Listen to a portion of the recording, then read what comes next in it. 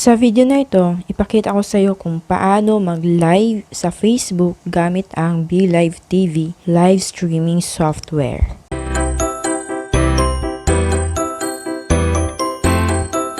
Bago ang lahat, kung wala ka pang account sa BeLive, pwede kang mag-sign for free at magamit mo na ang software sa iyong mga live sessions. Since naka-free account ka, expected na merong BeLive watermark sa iyong video. Kung gusto mo na mawala ang watermark, you can just upgrade your account. Sa pag-sign up, pwede mong gamitin ang Facebook account or Gmail account mo. Kapag Gmail ang gamit mo, gaya ng ating tutorial, BeLive will ask you kung aling account ang gagamitin mo. So, ito po yung mga YouTube channel account na connected dun sa Gmail account mo at dapat isa lang ang pipiliin.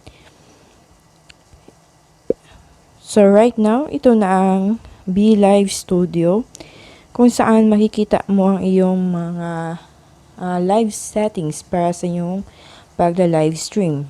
Ang first step na gagawin is to select a destination kung saan mo gusto mag-live. So, click mo lang itong select destination.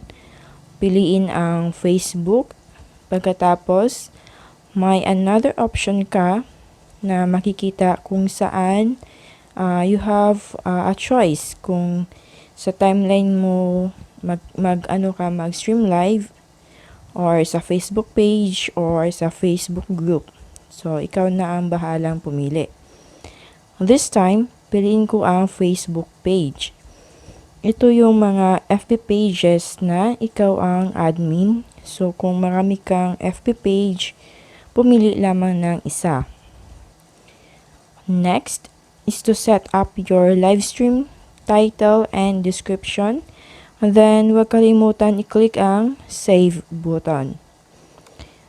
Next is the camera settings. You can set your camera settings by clicking the gear button. So, sa bandang ilalim or ibaba ng dashboard mo. So, you can hide your camera if you want or stop video as well. To start your live stream, click Start button sa upper left corner ng screen. So, mapapansin mo na kulay green po yung button.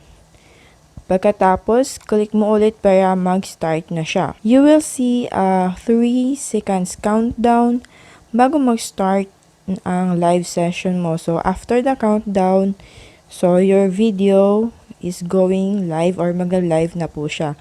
Antayin mo na lang na matapos yung 3 seconds and you're good to go. Yung start button, magiging color red siya once na-start na siya, once naka-live na ang live stream mo. Kapag naka-live ka na at makikita mo na din yung mga minutes niya. So, dyan mo makikita kung ilang minutes ka na nagla-live stream. To stop your live session, simply click the stop button. Then, go to your profile and click my broadcast. So, dito mo makikita ang iyong mga broadcast session at meron din siyang FB link. So, pwede mo siyang i-copy, paste, and share it to your social media. Sa free account nga pala, hindi mo pwedeng i-download yung live stream mo. Pero kung mag-upgrade ka, so pwede mo siyang ma-download.